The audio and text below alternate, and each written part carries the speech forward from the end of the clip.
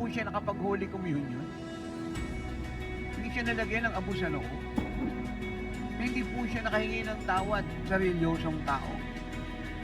Hindi po siya nabautismuhan sa tubig. Hindi po siya nakapirma po ng membership form. Hindi po siya nabigyan ng pagkakataong sabihin yung kanyang buong pagkatao, yung kanyang identity. Bukod sa ang naunawaan ng lahat ay siya big criminal.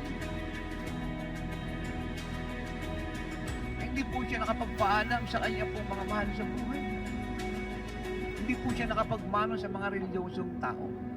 Hindi niya po nabanggit na maaaring siya po may kamag-anak pong pastor, bishop, ministro ng tao, papa, kardinal, pare, monsignor, madre. Hindi po siya nakapagbigay sa gawain ng Diyos. Hindi rin po siya nakapag-Holy Communion. Wala po siyang nakamayan po na religious